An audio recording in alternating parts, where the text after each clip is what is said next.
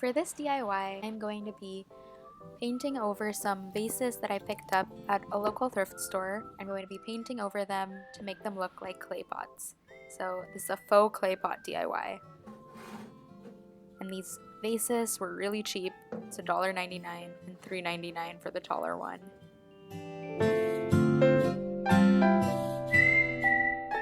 So for my materials, I've got here my paintbrushes and sponge, liquid-based acrylic paint in primary colors in black and white, and the most important ingredient, baking powder.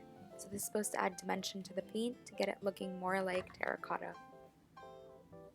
I also picked up a bunch of swatches from the hardware store just to use as a guide to visualize what colors I wanted to settle on painting.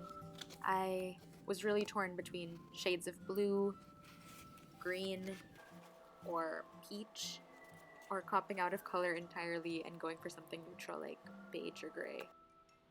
I ended up settling on a shade of deep green for the taller vase.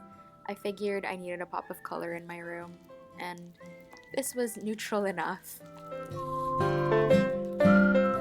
Turns out I actually didn't end up recording the section where I was painting the first vase. I only have the tail end, and I guess I'll just describe here. My sister was on FaceTime with us and she wanted to be in the video. That's her saying that I never include her in my videos. Sorry, Achi.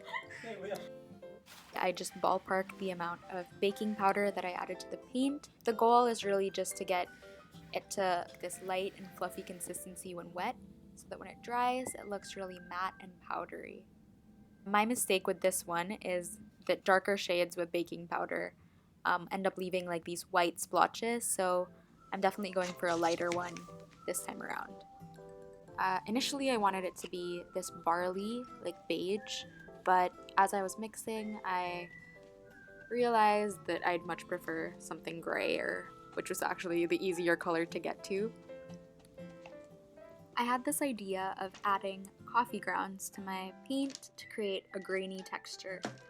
In the first vase, I created texture by varying the thickness of the paint. This time around, I just wanted a single coat for it to look like a genuine piece of ceramics, but at the same time for it to have this rough texture. My inspiration for this vase came from an Instagram post of this really scratched up looking vase. I'll insert the photo here. I just thought it looked so edgy yet classy. Also, side note, as I'm doing this voiceover with the vase sitting on my desk, I still smell the coffee grounds. At this point, I'm really happy with the color. Now I'm just wanting to add a little bit more speckling by adding more coffee grounds.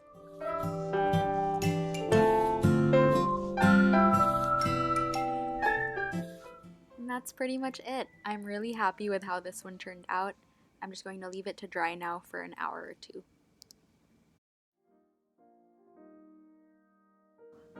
To cap it all off, I'm going to decorate my faux ceramic vases with these dried branches. So this is an idea that I picked up from Athena Calderon's Instagram page.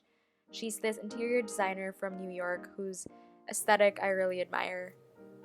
Instead of adding flowers to all of her vases at her home, she adds branches.